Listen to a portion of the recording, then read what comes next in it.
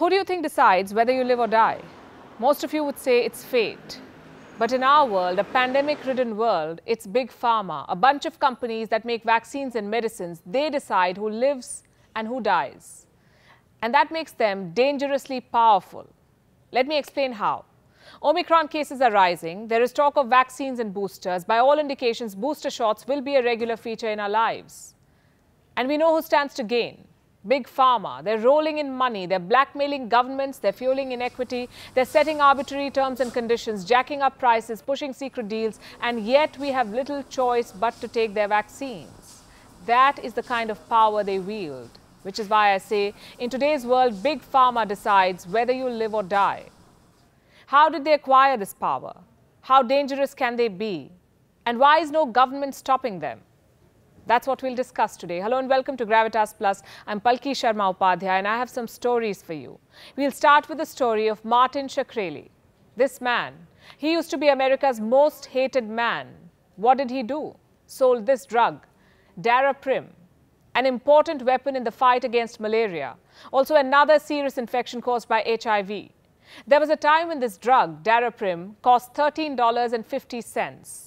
Then Martin Shkreli entered the scene. He bought the manufacturing license for Daraprim and jacked up prices by 5,000%. You heard that right, 5,000. So the medicine that sold for $13.50 started selling for $750. People were furious. Patients, doctors, lawmakers, everyone protested. But Shkreli could not care less. I know you're smiling, but I'm very serious, sir. And I truly believe, are you listening? Yes.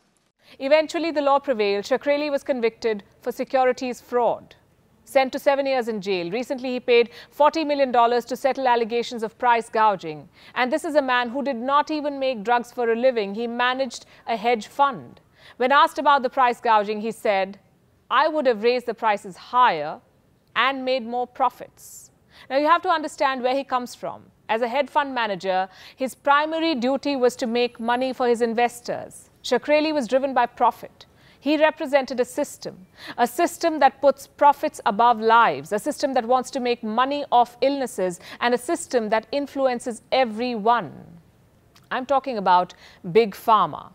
They have unrivaled power, the power to push dangerous drugs into the market, the power to influence politicians and regulators, and the power to maximize profits at the cost of patients. How does Big Pharma do this? With tools like misinformation. Case in point, America's opioid epidemic. What is an opioid? It is a painkiller. It affects you just like heroin. It blocks the feeling of pain, which is why it is habit-forming. It's easy to get hooked to opioids. Earlier, doctors in the US kept a tight watch on opioid prescriptions. But in the 1990s, Big Pharma sensed an opportunity. They began pushing an idea, a simple idea. They said, opioids are not addictive. Big Pharma sent sales representatives to doctors across the US. Their mission was quite simple: convince doctors, make them prescribe heavier doses of opioids. The masters of this art were Purdue Pharma. Their opioid drug was called OxyContin. Purdue claimed OxyContin did not cause addiction. It was a lie. Purdue never held a trial to prove OxyContin was less addictive, and doctors did not bother to check. Here's what happened next. In 1997, doctors were writing 670,000 prescriptions for OxyContin. By 2002, that number shot up to 6.2 million prescriptions every year. 6.2 million, nearly 10 times more. Purdue was making money hand over fist. Just one drug, OxyContin, generated more than $30 billion in revenue for this company. Purdue weren't the only ones pushing opioids. Companies like Johnson & Johnson and Teva Pharmaceutical Industries were making opioid drugs too. The crisis reached its peak in 2012. Doctors in the US wrote 255 million prescriptions for opioid pain relievers in 1 year. Thousands of people got addicted. From 1999 to 2016, more than 450,000 Americans died from opioid overuse. And the crisis is far from over. Nearly 71,000 drug overdose deaths in 2019 involved an opioid. Purdue Pharma, the company that fueled this epidemic, got away with a slap on the wrist. When it faced thousands of lawsuits, the company declared bankruptcy. Its owners, the Slacker family, had to pay just a fine. No jail time for fueling an epidemic. Instead, they were given immunity. The Slackers piggybacked off the bankruptcy. Before declaring bankruptcy, in fact, they shifted close to $11 billion in cash out of Purdue. When the settlement was finalized, they paid just $4.5 billion. What a convenient exit. Can it be worse than this? Yes, it can. Big Pharma has the influence to push unproven cures with some help from their regulator friends. And that's exactly what happened in the case of Aduhelm. Last year, the US Food and Drug Administration approved this drug. Aduhelm is made by a company called Biogen. It was sold as a landmark treatment for Alzheimer's. The treatment was introduced at a price of $56,000 a year. Does it even work? There is little evidence that it does. The drug was first assessed by an FDA advisory committee. This committee has 11 members. None of them wanted this drug approved. Now, usually the FDA just goes along with these advisors, but in this case it did not. To their surprise, Aduhelm was approved. Turns out, Biogen had a close relationship with the FDA. Its officials met with the FDA several times before the decision day, and the drug was approved, even though there wasn't enough evidence that it works. What was the rationale behind this approval? It is not clear. 3 FDA advisors resigned in protest over the controversial approval. Here is what one of the advisors said about the resignation. I did not think that the firm recommendations from the committee in this case were appropriately integrated into the decision-making process. So instead of listening to its own advisors, did the FDA choose to trust a drug manufacturer?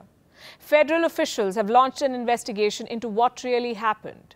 The FDA is supposed to be a watchdog for the pharma industry. Should it maintain such a close relationship with companies, it is supposed to police. The fact is, a large chunk of the FDA's funding comes from the industry. How much? 45% of their entire budget. How can the FDA remain impartial when it is getting paid by Big Pharma? But American lawmakers are still letting this system continue because Big Pharma has bought influence in the US Congress too. Big Pharma bankrolls American politicians. In the 2020 election, the world's biggest pharma companies wrote checks to 356 lawmakers. As much as $11 million was given out as campaign contribution. More money is being spent on lobbying. In the last 23 years, the pharma and health products industry has spent close to $5 billion on lobbying. And sustained lobbying has its rewards. By law, Big Pharma can set prices of their drugs. There is no scope for negotiation. Big Pharma can charge whatever rates it likes. What happens when some lawmakers try to break this monopoly? Big Pharma strikes back. Look at this.